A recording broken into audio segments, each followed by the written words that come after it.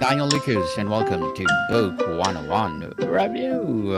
Book 101 is all about the books that I read for the last 40 years. And today I have my special guest. He is the author of the upcoming book, Liberals with Attitude, none other than Master Danny Goldberg.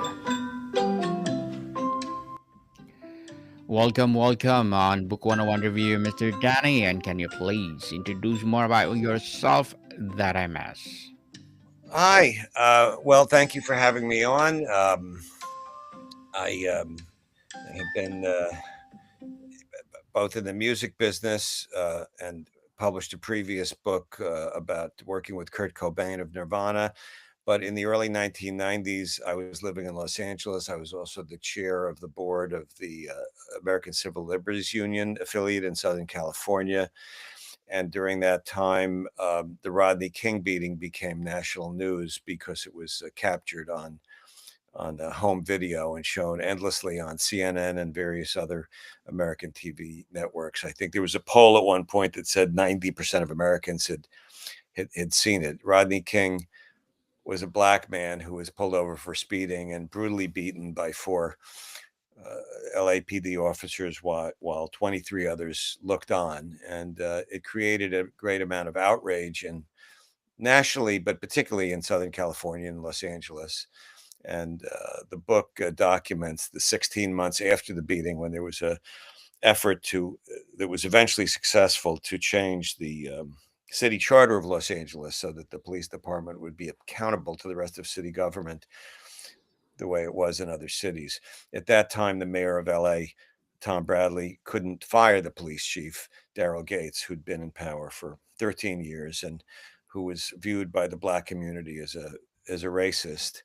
And it took a complicated effort involving people both from the left and the center to affect public opinion sufficiently that the process to get rid of that police chief and to change the city government was finally executed.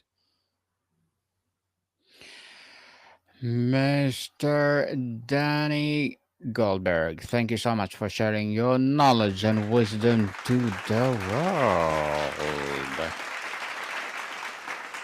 So tell us, you mentioned the idea of cautionary tale beyond documenting history. What specific patterns, behaviors, or failures of the past are you most urgently hoping readers will recognize and resist in the present? Well, there's always going to be tension in law enforcement. Police officers have a very difficult job, and sometimes they have to use force in order to enforce the law. But they also need to be subject to the law.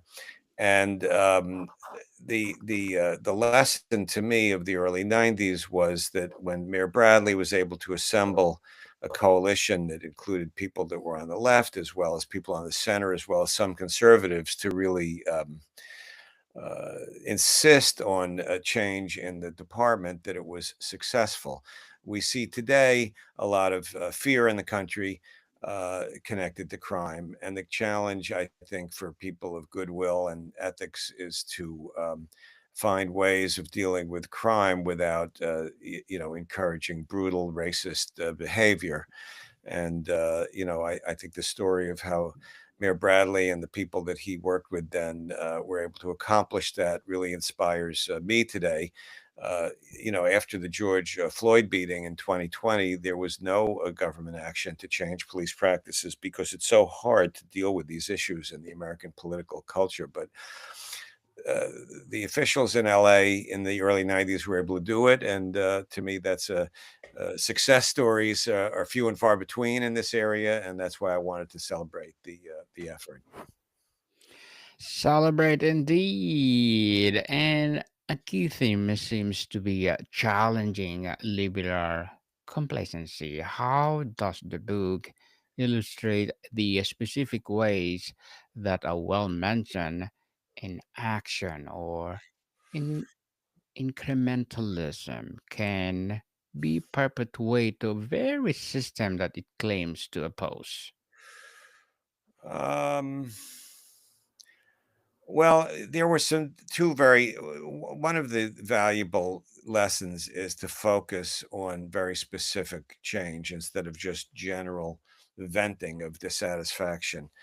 Um, the thing that I see frequently that happens is that there's kind of a reactionary minority that's able to divide mainstream Democrats from people on the left, and the challenge is for people between the left and the center who may disagree on other issues to be able to work together on things they do agree on. For example, in Los Angeles, Mayor Bradley was often on the other side of a lot of issues from Congresswoman Maxine Waters. They were both black, they both had constituencies, but Bradley was a more corporate Democrat involved with building things. He had supported Walter Mondale, the for president when Maxine Waters supported Jesse Jackson. They often supported different candidates for city council races, but they were willing to work together to get rid of racism in the Los Angeles Police Department.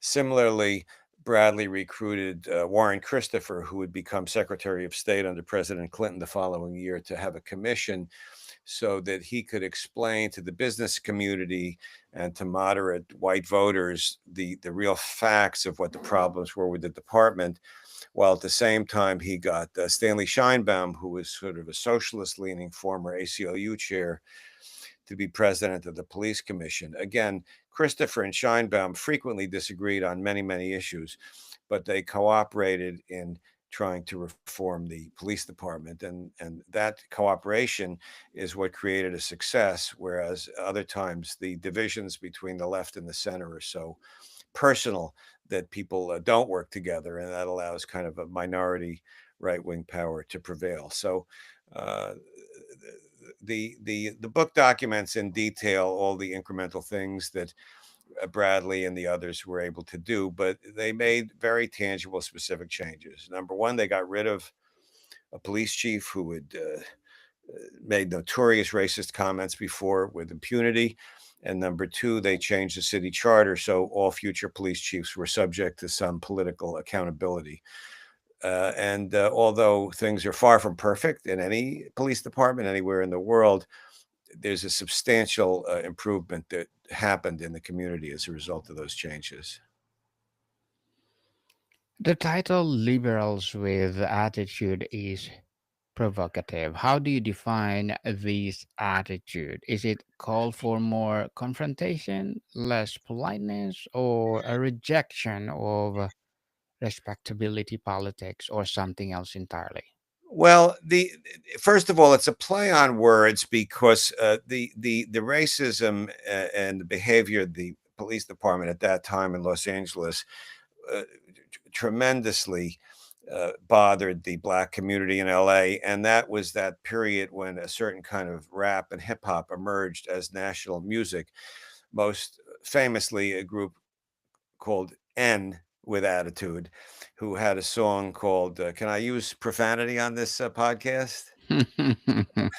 Go ahead, Mr. They had Dennis. a famous song called "Fuck the Police," which sold millions of copies, but it was not about police departments in general. It was about the LAPD specifically. So I was having fun with changing that phrase, but what I was describing was the attitude was about getting something accomplished.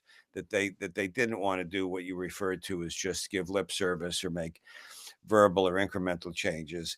And the attitude is pretty much whatever it took to win. It wasn't about being rude. There was constant emphasis on how much respect the coalition had for 95, 98% of police officers and understanding of the fear of crime. But the attitude was that they were not going to be manipulated by a system that had been completely impervious to change for the previous 40 years. And they sometimes cut corners. They did what they needed to do to win, and the end result, was much better than any result that came after the George Floyd beating.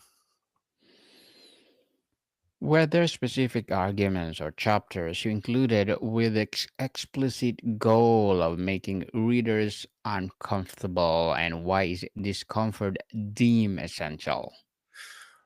Well, I think that it was important to keep the public focused on the issue. Law and order issues are so complicated because no matter what somebody's political ideology is, they don't want to be a crime victim. Um, so there was an effort, certainly in the media, to keep the focus on the minority of police officers that were brutal, and not to get seduced by the argument of Chief Gates, who said that an attack on him was really an attack on the 8,000 officers. And the other thing was to keep the focus on the need to change the city charter, which is a pretty obscure political issue. The kind of It was a ballot initiative, and ballot initiatives like that often get very low turnout. So they had to constantly uh, repeat that information, and they needed the allies, such as former police officers and other police officials from other parts of the country, to reassure the moderates in the society that these changes were not going to make them less safe. So it was quite a disciplined political and communications effort that took 16 months. And even then, before the internet, the attention span of the public rarely lasted that long. So I think the efforts were administrative through organs of government, through the media, and ultimately through the commission that Warren Christopher ran, and then through the ballot initiative and that campaign. And they were able to sustain public interest for 16 months, again, when previously controversies about the police department blew over within a few weeks. Mr. Danny, how did you balance the need to deliver sharp critique of systems, history, and even allies with the need to inspire hope and avoid leaving readers feeling paralyzed or cynical? Well, I picked a subject where there was a good ending. That's part of why I picked the subject, and I just tried to paint a vivid portrait of people that I think were positive, heroic people, even though they were flawed. So that was the effort in the writing. I mean, I leave it to you and others who read the book to see if I succeeded in it. But it is consciously a book about a success in an arena where there are few successes. In what ways do you see history of the fight of civil rights being weaponized or sanitized today? I think that that there's a long tradition of people in power to try to divide the public by making them scared of people who look differently than from them, or who have different religions or different cultural characteristics. That's not new, and that was the case then, and it's the case now. And to the extent that there's the ability to remind people of what we have in common instead of the superficial differences, the results are better. But it's a constant struggle. It's certainly in this country, it goes back at least to the Civil War, and it's unlikely to disappear in my lifetime. But to the extent that there are positive examples of progress, I think it can help inspire people when they might otherwise be depressed or despairing, because things were quite dire in many parts of LA in the early 90s. There's a common trope these days to say among certain people, oh, things have never been this bad. But that's just not the case. These problems are as old as the country, is certainly, and people of goodwill had great obstacles in the past and overcame them. And the trick is to be inspired by them. So to deal with problems today and not to become so despondent as to become apathetic. The book covers historical fights. How does it frame the evolution of resistance tactics from traditional marches to modern movements like Black Lives for Matter? Well, am not clear in my own mind about the how important marches are. at public demonstrations. I think from time to time, I think they can be valuable because they make people feel less alone, and they can see visible evidence that there are thousands or millions of other people who share their same concerns. But they're also vulnerable to being manipulated by demagogues or being judged by one isolated incident.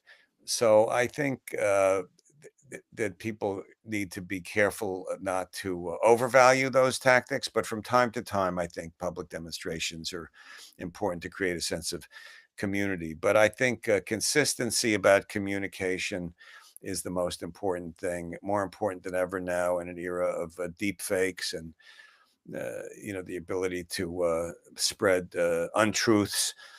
So the only remedy to that is disciplined repetition of the truth, and doing it with as much compassion and respect as possible, so as not to add to the polarization. But on the other hand, if there's something bad happening, you got to say it's bad.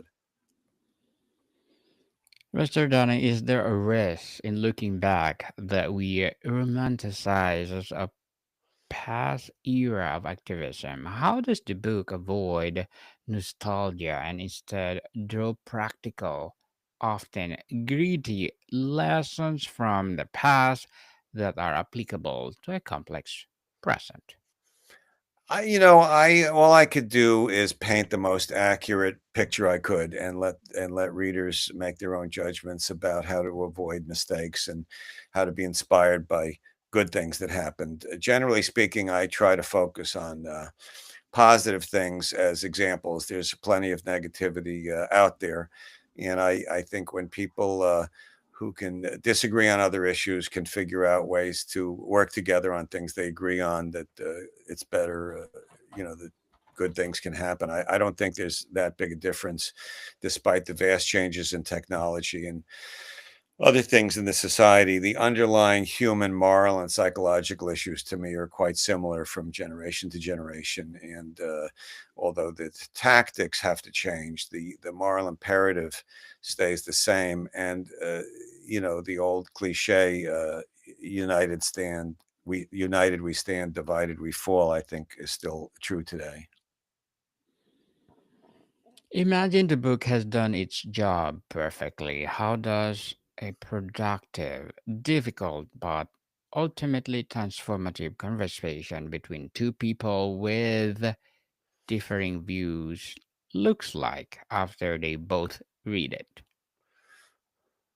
I, I'm not. It's a good question. I just don't know that I have the intellect or wisdom to answer it, except that I think people have to focus on what is one issue at a time, and work together on things that they agree on, instead of looking for the ways in which they disagree, because there are hundreds of different issues and you can't agree with anybody on everything. But I just hope that the biggest enemy to me of progress and morality is despair and apathy. And to the extent that people can get any ray of hope, I think the likelihood of good outcomes is greater. I think despair is a great tool of bad people. Mr.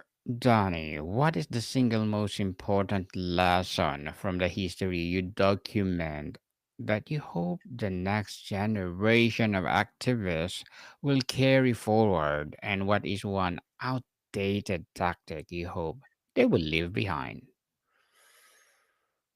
Oh, I don't know about any particular outdated tactic. Nothing springs to mind. But I think the lesson is to not expect to agree with people on 100% of things, and to find, if you can agree on one thing, work on that and try to get one thing done, one thing at a time, and look for the areas of agreement, not disagreement, because no one agrees with about everything. But that's all I can think of. Again, these are good questions, but there are no easy answers to these questions. So, Mr. Donny, what are your short term and long term goals as an author? Well, I'm in my 70s. Most of my goals have to be short term, but right now I'm just excited about the publication of this book. I think it shines a light on some really brilliant and heroic people who've been rather forgotten by most of the media. Former Mayor Bradley and Warren Christopher and Scheinbaum and some of the others. Only a handful of people are still alive, Maxine Waters being one of them. So I'm just hoping to get people to look for bright spots in history to inspire them during what is definitely a difficult, complicated time in this country and in the world. And obviously, like any author, I'm hoping that people buy my book and read it, and more important, that they read it. So that's long term. I mean, I'm still in the music business. I manage some artists. I have a my memoir about the rock and roll world, Bumping into Geniuses, is being reissued next year. So I may come back and want to talk about that in the spring, but that's about as far into the future as I can see at this point in my life. Good luck to your goals, Mr. Danny. Looking forward for more success. And what would be your piece of advice for those people out there want to be like you? Don't get discouraged. A lot of it's very hard to get anything done, and you're going to always hear 20 people say no before you hear one say yes. So just if you believe in something, stick with it, and don't get discouraged if a lot of people don't seem to understand. All you need is one yes to make up for 20 no's. I know that's a cliche, but it's really true. Indeed. And thank you for that advice, Mr. Danny. And can you please recommend a book or books that influence your journey? I'm sorry, books that influenced my journey. Certainly Taylor Branch's trilogy about Martin Luther King, very influential on me, and Robert Caro's books about Lyndon Johnson. Those are to me, the two premier history books of the last few decades. And I was writing a history.